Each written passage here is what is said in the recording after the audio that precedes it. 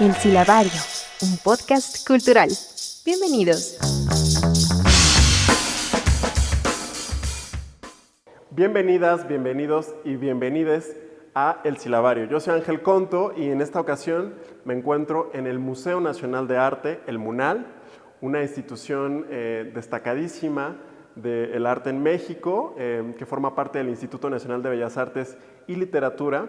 Y bueno, en esta ocasión vamos a hacer un recorrido por una exposición que lleva por nombre Diálogos de Vanguardia, la colección Perlman en el MUNAL, y que refiere un diálogo entre artistas nacionales e internacionales, artistas muy importantes como Modigliani, como Van Gogh, como Cézanne, y también, por supuesto, artistas nacionales de suma importancia como Diego Rivera, como Gedovius, como Montenegro, entre otros. Y bueno, vamos a recorrer esta exposición y para ello vamos a conversar con el director del Museo Nacional de Arte, Héctor Palares, quien nos va a hablar acerca de este gran diálogo de vanguardia.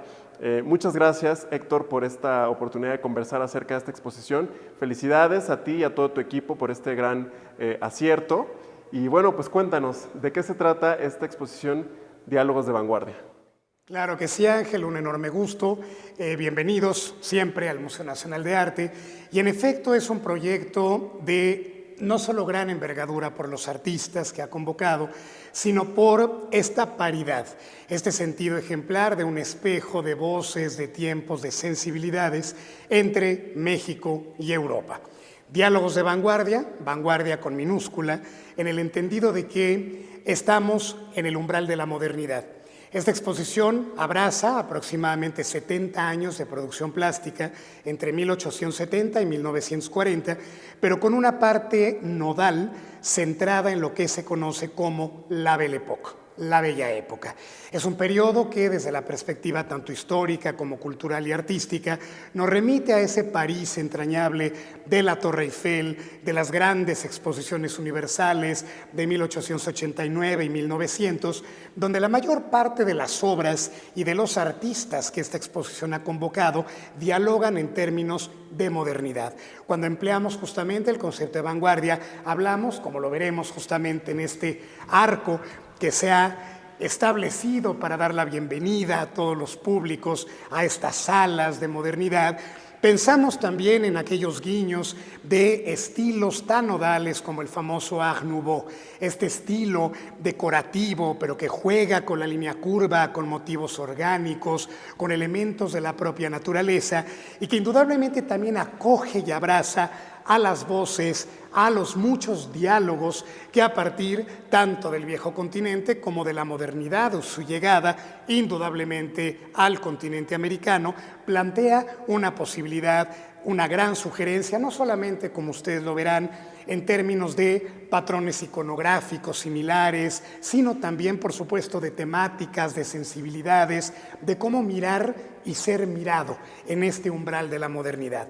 Temas señeros como el desnudo, el paisaje, la vida nocturna, la bohemia, todo ese sentido inmersivo que indudablemente nos remite a aquella bella época que, ¿por qué no entenderla? En un diálogo de igualdad, en un pie de paridad entre Europa y México a partir de los grandes artistas que hay en esta exposición. Ya nos contarás un poco acerca de cómo se establecen estos puntos de encuentro y estos diálogos entre geometrías, sensibilidades, colores, formas, momentos históricos que confluyen de alguna forma, pero me gustaría preguntarte primero cómo llegaron a esta exposición. ¿Cuál es el trabajo de gestión que hay detrás de esta exposición? Es la colección Perlman, una colección que viene de Nueva York, de un coleccionista que tiene en comodato con la Universidad de Princeton este acervo, pero ¿cómo llega al MUNAL? ¿Cómo estableces tú ese diálogo? Bueno, vale la pena señalar que este proyecto nació en realidad hace prácticamente 3 años. Viene de una administración anterior, yo fui el curador en aquel momento para poder plantear precisamente estas paridades, pero en el contexto de la pandemia, en muchas situaciones de pronto que hacían complicado e inviable poder tener este proyecto en México, es que finalmente ya en 2024, en una relación que siempre tenemos que ponderar, por supuesto, desde el Museo Nacional de Arte, en la alianza con el patronato del MUNAL. Esta alianza de primerísimo orden hace posible que retomáramos el proyecto, que el Museo de Arte de Princeton y específicamente el señor Daniel Edelman, que es el nieto de los señores Perlman, justamente, pudieran de nueva cuenta volver su mirada a México, volver su mirada a Latinoamérica, porque tenemos que decirlo, la colección Perlman nunca había venido a Latinoamérica, es la primera vez que está aquí. México es justamente su puerta de entrada y qué mejor que el Museo Nacional de Arte, la red de museos del INVAL, para recibirla. Esta colección, tú bien lo señalabas, la reunieron Henry Rose Perlman a lo largo de prácticamente 40 años de coleccionismo. Su emplazamiento original fue el Museo de Brooklyn, ¿verdad?, en Nueva York. Finalmente está hoy en Nueva Jersey, en la Universidad de Princeton, y es una exposición que ha itinerado por diferentes museos, tanto de Estados Unidos como de Europa o incluso de Asia. Pero, pues ahora, qué maravilla poder tener a Cézanne, a Degas, a Renoir, a Modigliani, a Van Gogh, entre otros grandes artistas, y de verdad, subrayarlo, con una dignísima comunicación en igualdad con Diego Rivera, con Dr. Atl, con Germán Gedovius, con Félix Parra, donde aquí es Europa mirando a México y México mirando a Europa en un juego de espejo. Es justamente por eso que esta exposición hoy, en 2024, puede finalmente concretarse con 17 obras maestras de un lado y del otro del Atlántico en diálogos de vanguardia. Ese diálogo entre los artistas europeos y mexicanos me interesa mucho. ¿Cómo fue ese proceso para elegir a los artistas y a las obras entre una colección vastísima como es la del MUNAL? ¿Cómo eligieron las obras que dialogarían con estas obras que visitan este museo? Un poco retomando lo que platicamos en la introducción, para de pronto la primera impresión que podemos tener como públicos en esta muestra es la paridad iconográfica, es decir, las obras se parecen, representan temas similares, se ocupan de motivos o asuntos que crean estos vasos comunicantes, pero en realidad hay todo también un trasfondo que irán descubriendo los públicos con diferentes recursos que vamos a proveer en la exposición, tanto como un video introductorio, como las cédulas comentadas que aparecen junto a la obra, etcétera, donde hay de pronto búsquedas a veces de naturalismo, de cientificismo, elementos geométricos que interesaban por igual a artistas mexicanos que habían ido a Europa, que habían conocido a muchos de los maestros que están en esta exposición y que obviamente hablamos pues de simbolismos, hablamos también de identidades, hablamos de sensibilidades, de eso que implica la modernidad, que nos ocupa la vida urbana, que nos ocupa la vida bohemia, que implica cantar a la ciudad, al paisaje, en esta suerte de urdimbre de grandes contenidos que lo mismo despiertan el interés en ambos lados. Por eso el diálogo, de ahí precisamente la propuesta de diálogo.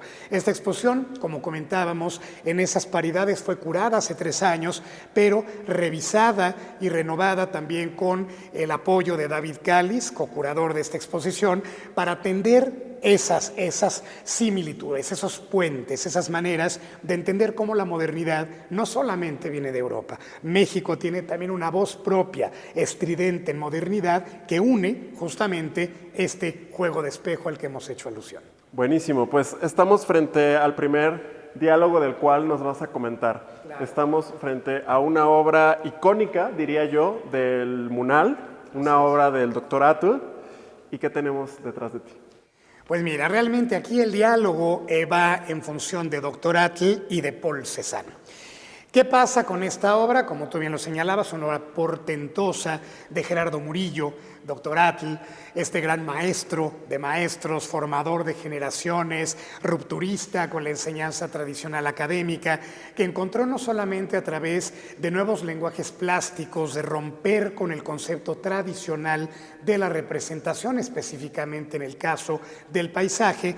Cuando vemos la nube de Atl, precisamente como tantas otras piezas señeras del museo, video, en las representaciones del volcán Paricutín, en las imágenes, ¿verdad?, de cómo resignificar la realidad nacional como un alter ego del paisaje, vemos también este modelo que rompe con el horizonte tradicionalmente entendido.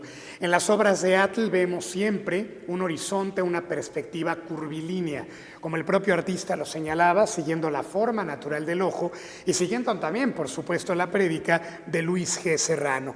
Son estas vistas en amplitud, en lontananza, en profundidad, que dan cuerpo al llamado aeropaisaje, que sabemos que el doctor Atl, incluso después de ser pues esta figura tan integral como paisajista, escritor, poeta, vulcanólogo, cientificista, y acercándose además también, no debemos olvidarlo, a una posibilidad de captar la naturaleza desde el cielo. Y no lo digo metafóricamente, sino sobrevolando en helicóptero o en avioneta, estas lontananzas y estas perspectivas que serán ejemplares para toda la representación del arte moderno. Cuando hablo de todo ello, hablo de un arte que se basa también en el intelecto, además de la observación, y de ahí el espejo con Paul Cézanne. De verdad estamos muy emocionados en el Museo Nacional de Arte y seguramente los públicos lo estarán igual, porque es la primera vez, no que Cézanne viene a México, ha habido exposiciones internacionales en museos públicos y privados que han convocado a este artista, pero sí es la primera vez que viene una imagen del Monte Sainte-Victoire pintado por Cézanne, de casi la treintena de representaciones que hay sobre este tema, la única de hecho en un formato vertical, que es la que se resguarda en la colección Perman. ¿Y por qué es tan importante este paisaje? Como lo hablábamos ahorita con Dr. Atl, porque Cézanne es el maestro que enlaza dos tiempos. Enlaza a esa bella época, al impresionismo, a la luz, al color, a la representación del paisaje como alter ego del hombre moderno, pero también es el antecesor de la vanguardia.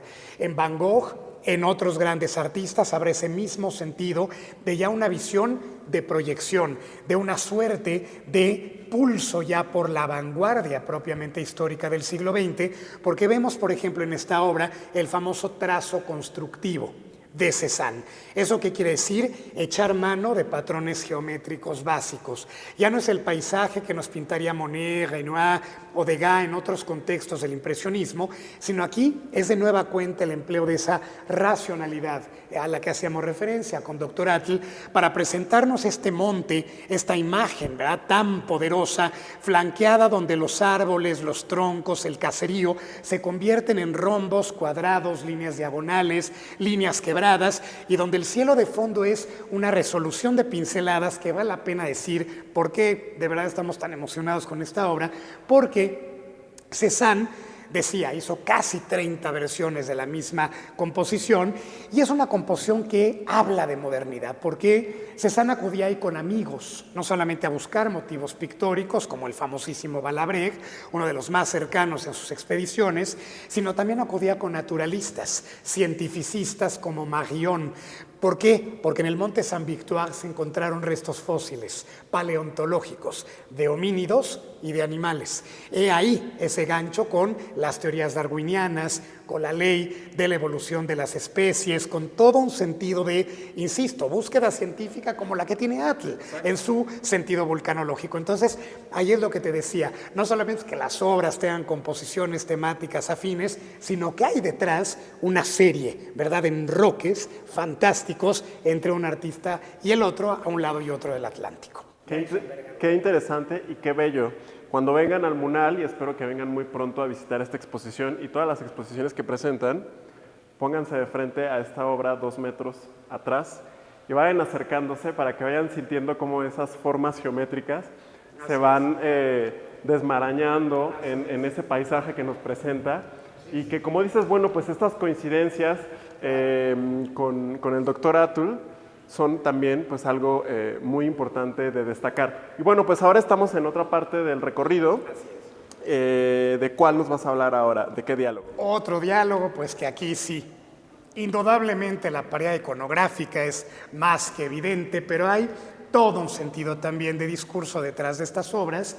El gran maestro Félix Parra, representando a esta joven, ¿verdad?, con la imagen de París detrás de ella como fondo, y Edouard Manet, otro de los grandes referentes de la tradición en la pintura moderna, con esta joven que luce un sombrero redondo.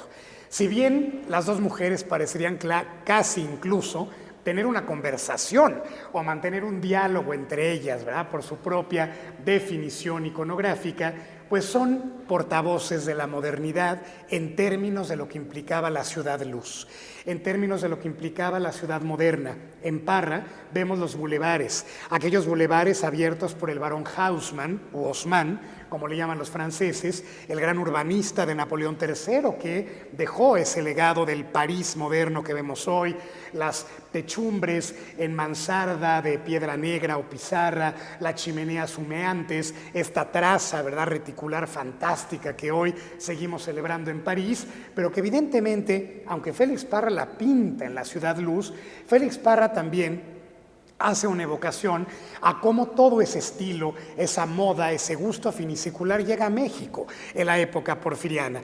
Aquí tenemos las colonias Roma, Juárez, Cuauhtémoc, Santa María la Ribera, entre tantas otras que siguieron estos patrones de modernidad. Este mismo edificio espléndido, la antigua Secretaría de Comunicaciones y Obras Públicas, un otrora palacio porfiriano, sigue ese eclecticismo, esa reunión de diferentes estilos, modas, tendencias que fascinaron tanto a Europa como fascinaron al México de fines del siglo XIX y principios del XX. Con Edouard Manet viene de nueva cuenta el diálogo. Aquí recordemos que Manet marca también, así como lo hiciera Cézanne, entre el impresionismo y la vanguardia. Manet es el elemento que une esta figura poderosa de todavía un estilo francamente realista con unas pinceladas que empiezan a desdibujarse, que conocemos como el impresionismo. Aquí de fondo, una escena donde las veladuras y los empastes de color ponderan la silueta de una dama, donde tampoco vemos el dibujo contorno preciso, porque el interés del artista ya es ponderar otros modelos, la luz, el color, el impacto de la luz recreando, aunque sea como en este caso una atmósfera cerrada, a la joven que luce igualmente la moda que de aquella pintada por Félix Parra, con un corsé, con un polizón que abomba el vestido por la parte trasera, la sombrilla en la mano, los guantes, esta imagen que se vuelve de pronto como una postal poderosísima de la memorabilia fotográfica que hoy, por ejemplo, ahora que estamos con los 90 años, ¿no?, del Palacio de Bellas Artes, y recordamos aquella moda también de principios de siglo, y que vemos, pues sí, una estampa, una instantánea de un tiempo que queda resguardado a través del retrato en las pinceladas de estos dos artistas. Aquí los retratos femeninos, aquí los retratos masculinos. En esa misma paridad, pues qué decir, seguramente los públicos que han visitado el Munal recordarán como una de las obras entrañables de este acervo el retrato que Diego Rivera pintara justamente en París del gran promotor cultural, escritor, dramaturgo, figura señera de la modernidad, que fue Adolfo o Fito Best-Mogard, creador del célebre método Best, con enseñanza de dibujo a partir de patrones geométricos y líneas, pintado nada más y nada menos que en el Boulevard de Montparnasse, la estación del tren, la famosa Gare de Montparnasse, donde se ve la locomotora, el puente, las chimeneas humeantes, la rueda de la fortuna, y la imagen de este joven sibarita, este gran promotor de lo que implicaría precisamente la modernidad y la vanguardia en México, luciendo los guantes, el bastón, con este atuendo, ¿verdad?, pero también resuelto, muy interesante, todavía con estos ecos geométricos que han abandonado, si bien ese primer cubismo de descomposición, de tridimensionalidad, de prácticamente supresión de la figura, pero donde ya hay una exaltación muy vinculada con el futurismo italiano, a la modernidad, a la velocidad, a la máquina, a la ciudad moderna, al barullo propiamente de este enclave que Diego Rivera vive en Europa. Es una obra de 1913 que justamente va a encontrar aquel Diego becado por Teodoro A. Dehesa, que se fue prácticamente 14 años a Europa, que en ese largo periplo vivió y se empapó de las vanguardias de la mano de Cézanne, de la mano de Picasso, de Modigliani o de Matisse, y qué mejor que un diálogo con el propio Modigliani, que fuera tan cercano a él, que compartieran esta vida pulsante, no solamente en Montmartre, en el Bateau Lavoir o el estudio de Picasso, sino también el célebre Diego en Montparnasse, todo este París que formaba finalmente pues, la capital cultural del mundo y cuyos ecos, como se decía, el arte es azul y viene de Francia, ¿no? Recordando a Darío, dejará toda su impronta también en el continente americano. Amedeo Modigliani, esta figura de controversia por una vida de excesos, por una vida de intensidad emocional, por una vida también de polémica, de ruptura con la representación tradicional, altamente inspirado, igual que Picasso, por el arte polinesio, por el arte africano, estos rostros alargados, estas figuras que recuerdan pues también a los orígenes de la civilización, con la escultura cicládica de Grecia o con el influjo de Constantin Brancusi, el gran escultor rumano, y donde vemos nada más y nada menos en esta composición sí geometrizada, estilizada, completamente vinculada, ¿verdad?, por el patrón de recrear el garbo de otro personaje de la envergadura, como aquí hablábamos de Fito Besmogard, del gran Jean Cocteau. Jean Cocteau, escritor, poeta, dramaturgo, promotor, lo recordaremos seguramente todos por esta obra absolutamente llena de ponderación, que es La Voix Humaine, la voz humana, que se ha representado en México en varias ocasiones, una mujer, ¿verdad?, que pierde a su pareja y que toda la conversación es a través de un teléfono, en un monólogo desgarrador, y que aquí pues vemos nada más y nada menos que al gran Jean Cocteau mirándonos con tiempo de una memoria sin tiempo. ¿Y por qué lo digo? Porque en él resuena estos patrones geométricos fundamentales de la escultura antigua. Decía el propio Picasso, cuanto más antiguo, más moderno. ¿Por qué? Porque echamos mano de todos aquellos anclajes que heredan las civilizaciones del pasado y que resignifica la vanguardia. Hemos visto que en esta exposición hay diferentes ponderaciones de momentos, tiempos, estilos. Aquí ya estamos en esa vanguardia histórica del arranque del siglo XX, pero todavía con París, todavía con el influjo francés que en toda la museografía siempre nos llevará de la mano a estos ecos de lo que implica el diálogo de vanguardia. Y pues ya verás, por supuesto tú, nuestra gran obra estrella, que todos los públicos esperamos que la disfruten enormemente porque Van Gogh está en México. A veces decir una obra misma puede bastar en sí misma para poder hablar mucho de todo lo que puede implicar y representar un personaje de la talla de Vincent Van Gogh. Es importante decir que vamos a tener un programa académico con grandes invitados para hablarnos de este tema, como la doctora Ana Garduño, como la doctora Ana Ortiz, como la maestra Eva Ayala, entre otros ponentes, y vamos desde el propio museo también a hacer un curso con conferencias vinculadas con cada uno de los diálogos de la exposición. Justamente a mí me toca platicar de Van Gogh, que bueno, siempre será un tema, ¿verdad?, que hemos titulado Anhelo de vivir, haciendo un tanto, ¿verdad?, esta paráfrasis del libro de Irving Stone, que retoma al gran Vincent. A Vincent lo pensamos como el hombre del sufrimiento, como el hombre de la psicosis esquizofrénica, como el hombre que se corta, ¿verdad?, parte de la oreja izquierda, como el hombre que vive entre la miseria de los mineros en Wasmes, en Bélgica, el hijo de un pastor protestante, como el hombre que sale de su Holanda, de su Zunder de entraña, para aventurarse en la gran experiencia de vivir en Francia, no solamente París, Arles, la Provenza, todo ese periplo que abandona sus cuadros de cromatismo en gris, en ocre, con la miseria, con el retrato social inspirado por Millet y por otros maestros, y el Van Gogh de la explosión del color. De todas estas salas donde explota el color es cuando llegamos a él, ¿verdad? No solamente con esta pincelada contundente, pastosa, matérica, donde a veces utiliza incluso, ¿verdad?, el propio pigmento para colocarlo directo sobre la tela y extenderlo para crear una multiplicidad de percepciones, sino que esta obra, que por primera vez, como decíamos, viene a México, no es la primera vez que tenemos a Van Gogh en México, el dormitorio en Arles del Museo d'Orsay estuvo en el Palacio de Bellas Artes hace unos años, pero esta obra nunca había sido vista en la realidad mexicana. Se llama Diligencia Tarascona.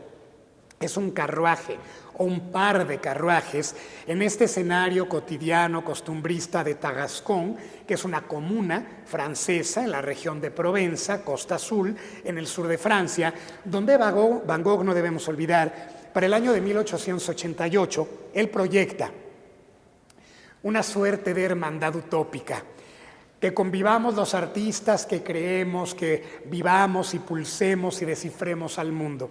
El que siguió su propuesta fue Paul Gauguin, este otro gran utópico, ¿va? Como diría Vargas Llosa, el del paraíso en la otra esquina, que después se irá a Tahití y a pintar esa vida del buen salvaje en la Polinesia francesa, pero que ambos compartieron un estudio dentro de lo que se conoce como la Casa Amarilla, en Arles, el famoso dormitorio tan difundido de Van Gogh fue pintado en ese lugar.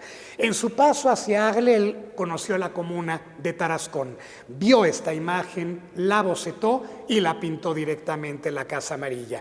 Es una obra donde no solo estos colores puros, el amarillo, el rojo, los contrastes con el blanco, esta manera en la que una escena cotidiana va a ser, sin duda alguna, la gran fuente de inspiración para la propia vanguardia artística.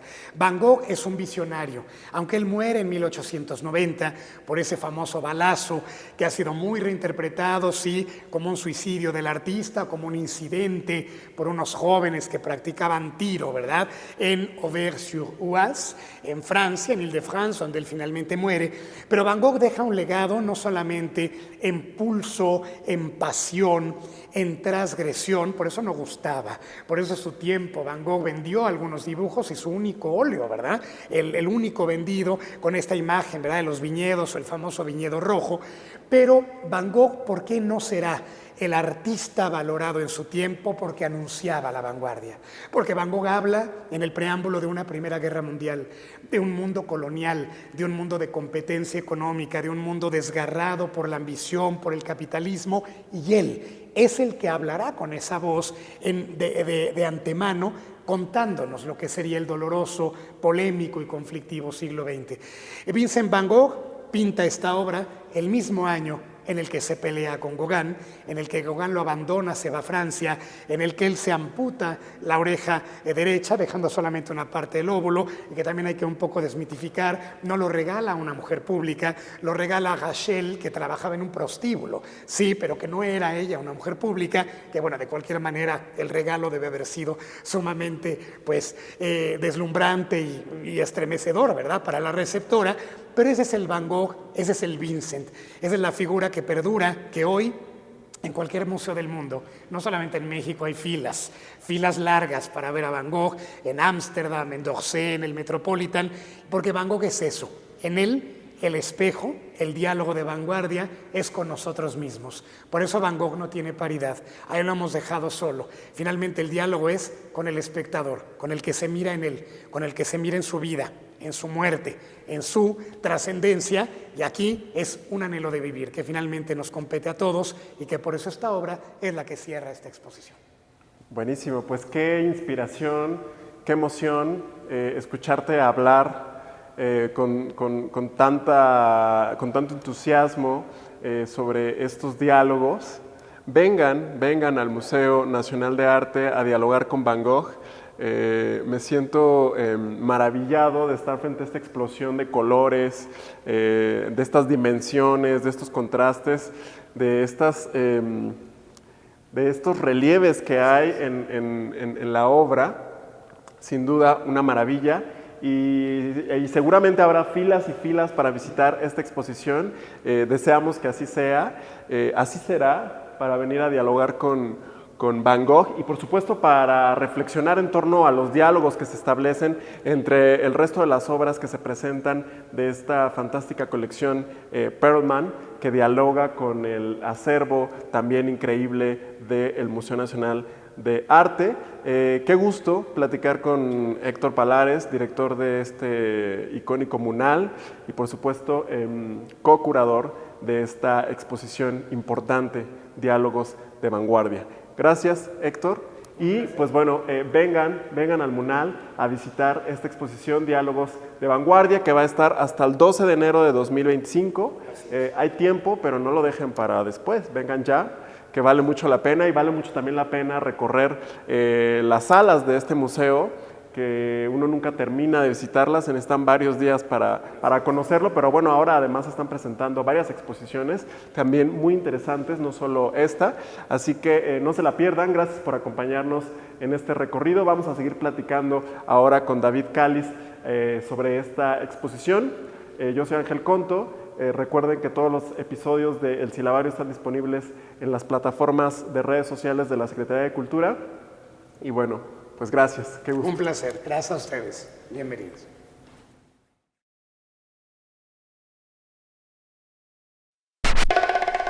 El Silabario. Seguimos en El Silabario, estamos en el Museo Nacional de Arte, el MUNAL, y estamos realizando un recorrido por la exposición Diálogos de Vanguardia. Hemos estado revisitando obras internacionales de artistas destacadísimos que visitan el MUNAL y que además dialogan con artistas también muy importantes del acervo de este museo. Y para ello, bueno, pues vamos a seguir platicando ahora con David Cáliz, quien es curador del siglo XX del MUNAL y co-curador de esta magna exposición que presenta este diálogo. Hola David, qué gusto platicar contigo. Estamos viendo que existe un diálogo entre artistas nacionales e internacionales de paralelismos, de tiempos, de formas de expresiones, de iconografías. Y bueno, pues qué mejor que conversar contigo acerca de cómo fue esta construcción de esta exposición. Muchísimas gracias por el espacio. Como bien mencionas, Diálogos de Vanguardia es un punto de encuentro entre artistas mexicanos y artistas europeos que provienen de la colección Perman. Es una posibilidad importante para poder reflexionar sobre el concepto de la modernidad a partir del arte y sobre todo también tomar en cuenta cuáles fueron las reflexiones que hicieron los artistas mexicanos a partir de las estancias europeas y cómo hay puntos de encuentro, pero también dialécticas dentro de la pintura de género, como puede ser el paisaje, el desnudo, las naturalezas muertas, el retrato, y con ello la fortuna de contar con obras de primer nivel dentro del Museo Nacional de Arte que por primera vez se exhiben en América Latina. Pues qué importante que haya esta oportunidad de reflexionar en torno a estos puntos de encuentro que ya decías abarcan varios temas. Y bueno, pues estamos ahora frente a otra de las obras que está de visita aquí en el MUNAL. Y cuéntanos qué estamos viendo y cuál es el diálogo que hace con México. Una de las primeras piezas con las que abre la exposición es la obra de Alfred Sisley. Es una pieza de finales del siglo XIX, una vista sobre el río, que además nos plantea la posibilidad de la primera generación de los artistas impresionistas. Como sabemos, fue esta generación en la búsqueda constante de la luz y el color para poder hacerlo referente a través del lienzo con grandes y veloces pinceladas. Lo que se plantea dentro de estos diálogos es que las obras europeas puedan comunicarse de manera diferente, sobre todo generar estos puntos de encuentro con obras de artistas mexicanos que tienen ecos ya sea de los movimientos o que también plantean nuevas formas de trasladar el lenguaje de la vanguardia o de la modernidad en términos de la plástica. Por lo tanto, el caso de Sisley, que además nos habla también de esta reflexión y de los enlaces que tiene, sobre todo con la pintura británica, pensemos en Joseph Mallor, William Turner, toda la influencia que tiene del paisajismo inglés. Él es de descendencia británica, pero se forma en Francia, y la importancia del movimiento pictórico del impresionismo, de la que también fue parte uno de los artistas referenciales dentro de la pintura, sobre todo en la búsqueda de la luz y los rasgos cromáticos a partir de las pinceladas. El diálogo se construye a partir de la obra del maestro campechano Joaquín Clausel, que es un artista fundamental para México en el sentido de poder trasladar y vislumbrar los ecos del impresionismo europeo hacia la tradición mexicana. Clausel es un artista que, por cuestiones políticas y un autoexilio, tiene que viajar a París,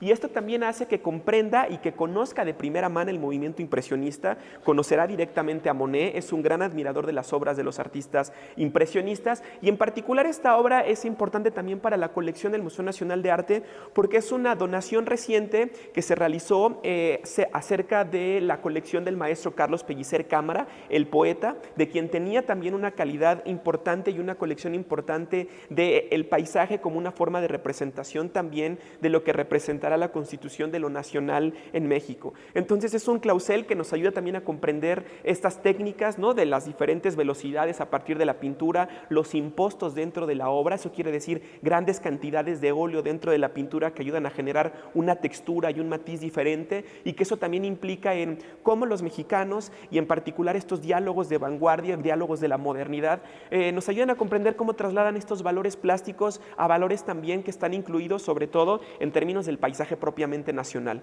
Entonces tenemos la fortuna de contar con estos diálogos que nos darán la apertura para poder comprender cómo se constituye el paisaje, ¿no?, como pintura de género, y cómo desde las latitudes cada uno proponía pues una estética particular en términos del paisaje. Buenísimo, pues me parece muy interesante que obras de reciente adquisición como esta donación de esta gran colección del poeta tabasqueño Carlos Pellicer, pues se incorpore a las exposiciones del MUNAL. Ya se tuvo hace algunos meses acá una exposición que venía justamente de esas adquisiciones que llegaron en donación a este museo. Y bueno, qué interesante verlos ahora dialogar con obras que vienen de tan lejos y que podrías pensarse que no existían vasos comunicantes en aquel momento entre los artistas, pero aquí estamos viendo que sí, Claro. que ahí están. Y bueno, ahora estamos en otro momento de la muestra. ¿De qué se trata? Este espacio está dedicado al desnudo. Los diálogos se constituyen a partir de la obra de Degas con Manuel Rodríguez Lozano.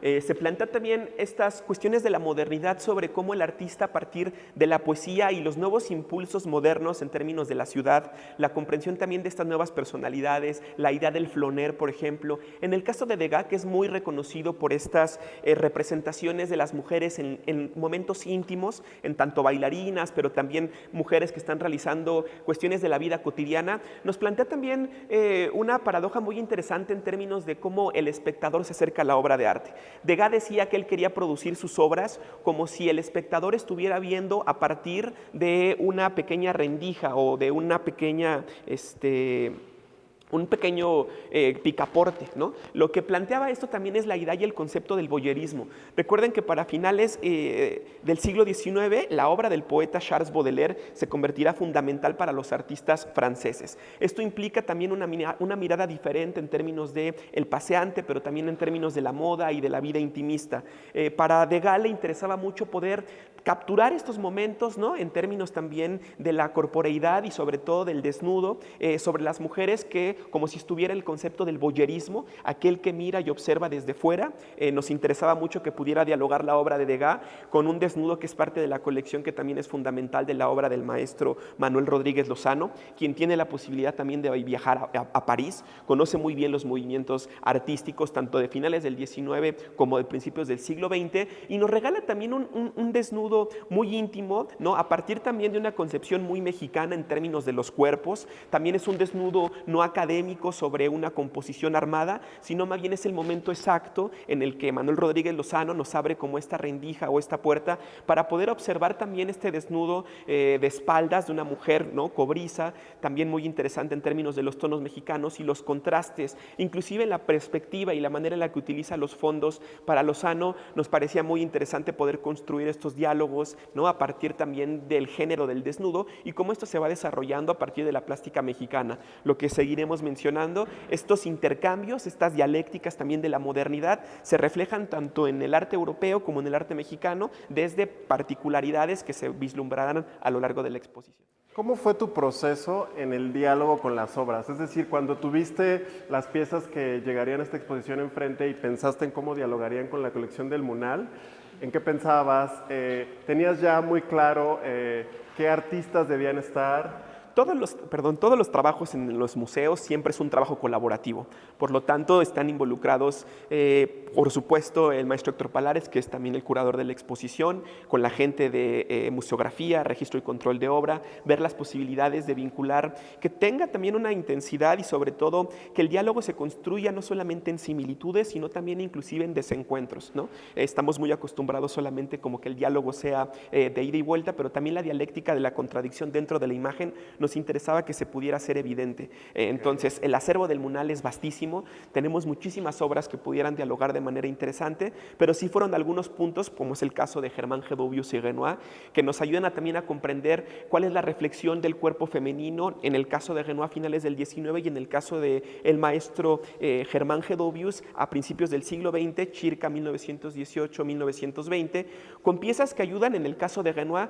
como sabemos, es el gran artista que constituye construye cuerpos al estilo de Tiziano, Rubens, con una pincelada muy vibrante que ayuda a entender esta última etapa del artista con las bañistas, un artista que también ya tiene complicaciones en términos de la pintura para poder expresarse porque tiene artritis, entonces eso también le dificulta poder agarrar el pincel. Sin embargo, esta necesidad creativa lo obliga a que inclusive le coloquen vendas y que pueda continuar pintando en su última etapa. Nos regala estas bañistas fantásticas que además refieren muy bien también a esta visión que tienen de la pintura clásica. Esta obra de Renoir nos remite muchísimo a la Venus del espejo, por ejemplo, de Velázquez. Hay un conocimiento de los grandes maestros europeos, ¿no? Tanto de los franceses como de los artistas mexicanos. En el caso de Gedovius es un caso muy particular porque es un artista mexicano que viaja a Alemania. Germán Gedovius se forma en las escuelas alemanas, es gran conocedor de la pintura impresionista pero alemana, que es muy diferente a la francesa, es muy llegado a los círculos de Lovis Corinth, por ejemplo, o de Max Liebermann, que son artistas que tienen un colorido mucho más vibrante. En el caso de Desnudo Barroco, aquí hay una tensión muy importante porque habla también de esta tensión de los artistas modernistas en México, de un desnudo, ¿no?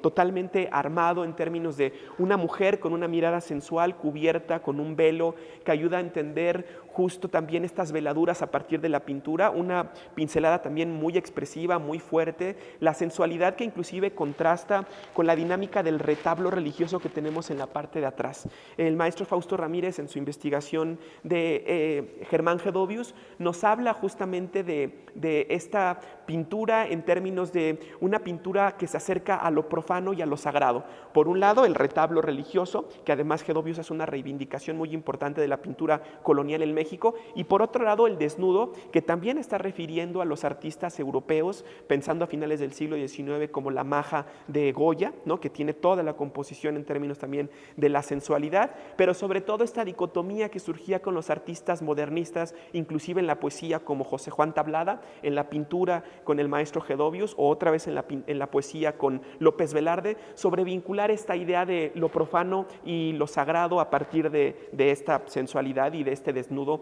que el título lo dice, Desnudo Barroco, si se permite la expresión sobre el concepto que ya diría el maestro Roberto Ruiz Guadalajara, es la pasión racionalizada y la razón apasionada que se ve reflejada en la obra de Germán Gedovius, y que el diálogo lo hace de manera directa con Renoir, que ayuda muy bien a comprender también esta reflexión sobre el desnudo y los cuerpos femeninos para finales del XIX y principios del XX.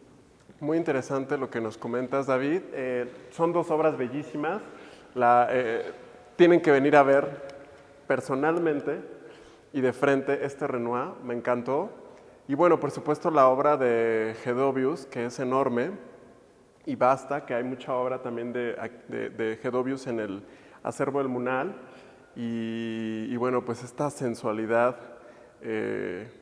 impresionante que vemos que se desvela en este cuadro. Y pues bueno, seguimos recorriendo esta exposición, Diálogos de Vanguardia, la colección Perelman en el Museo Nacional de Arte, y ahora estamos frente a dos diálogos más que nos vas a hablar acerca de ellos. Son dos diálogos, uno tiene que ver con la parte de las naturalezas muertas. Por un lado, a un Camille Pissarro, que es un artista también del movimiento impresionista, que de sus cantidad importante de piezas que realizó acerca de la vida cotidiana parisina, sobre todo paisajes y la ciudad, también nos refiere a algunos sobre los bodegones. Y esta importancia deviene de uno de sus principales amigos, que es Paul Cézanne, que es un prefigurador de la modernidad e inclusive del cubismo. El diálogo se construye a partir de estas reflexiones sobre la calidad de la pincelada sólida para construir la geometría dentro de las frutas, que tiene que ver mucho también con el manejo ya de los inicios de la doble perspectiva en términos de la mesa y la manera en la que está dispuesta la canasta de frutas. Eso para Pissarro, junto como para Cézanne, será fundamental la intensidad de la construcción de las naturalezas muertas y los bodegones para comprender la modernidad acerca de ya no solamente hay que pintar paisajes, sino hay que regresar ahora al artista al atelier, al taller, para que constituya a partir de las naturalezas muertas reflexiones en términos teóricos de la pintura. Hay una reflexión, un desdoblamiento de la propia pintura sobre qué es lo que se está pintando, cómo se está pintando para finales del XIX XIX, y tanto Pissarro como Cézanne serán los grandes prefiguradores de ese movimiento. El diálogo lo hace con Roberto Montenegro, también otro artista mexicano, jalisciense, que tiene la posibilidad de viajar a Europa desde muy joven, que comprende los movimientos de vanguardia artísticos, sobre todo del cubismo, hablando de George Braque y de Pablo Picasso. Nos refiere aquí a una naturaleza muerta con sesgos y rasgos de un cubismo justo que refiere a esta primera etapa del cubismo monocromático. Esta es una reflexión ya posterior del maestro Roberto Montenegro, pero nos ayuda a configurar también esta relación que existió y sobre todo este conocimiento de las vanguardias artísticas en términos de la reconstrucción de la figura, lo radical que se convirtió en términos formales el cubismo para la pintura, para poder generar las dobles perspectivas, también las cuartas dimensiones, en términos de poder geometrizar y también sintetizar a partir, ¿no?, del cubo, del cilindro, de la esfera, algunos elementos, y esto también nos ayuda a entender, ¿no?, lo que decíamos sobre, hay un lenguaje europeo que los artistas mexicanos van y conocen, pero lo trasladan de una manera muy particular en términos de los conocimientos propios de la Academia Mexicana, pero también de lo que se va a construir como la Escuela de Pintura Mexicana, de la que Roberto Montenegro tendrá la posibilidad de ser parte. Muy bien, pues muy interesante porque cuando pensamos en Roberto Montenegro, bueno, pues lo primero que se me viene a la mente son justo estas grandes obras murales, como otras características que se salen o que no tienen nada que ver con este cubismo que estamos viendo aquí mexicanizado. Entonces, qué buena oportunidad de venir al MUNAL y justamente hurgar en esa vasta colección con la que cuenta el museo.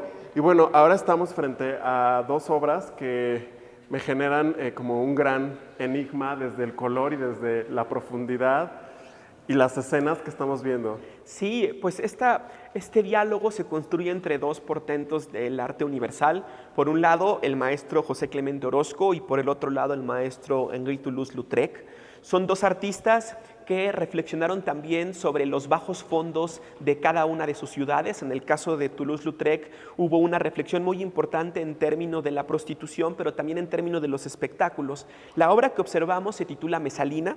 Es una reflexión sobre la ópera Mesalina, que además lo importante también de esta configuración en términos formales es que Toulouse-Lautrec nos permite ver sobre todo tras bambalinas de la obra. No está como espectador o como público, sino estamos del lado izquierdo, por así decirlo, de lo que es el escenario y alcanzamos a ver un fragmento en la representación de la obra. Esto es muy interesante porque volvemos a lo mismo. Para los artistas modernos les interesa mucho capturar los instantes y los momentos claves de esta modernidad que se está construyendo a partir de la moda, a partir del caminante, a partir de las multitudes. Toulouse-Lautrec, que además también la obra nos refiere a un pasaje operístico y del que era un gran fanático tanto de la música como de la ópera, como evidentemente de la pintura, nos regala también estos detalles en términos del monograma clásico de Toulouse-Lautrec que tenemos en la parte inferior izquierda, que ayuda también a identificar muchas de las obras. Y en este sentido, en esta pulsión de la vida moderna de las nuevas ciudades que se están construyendo,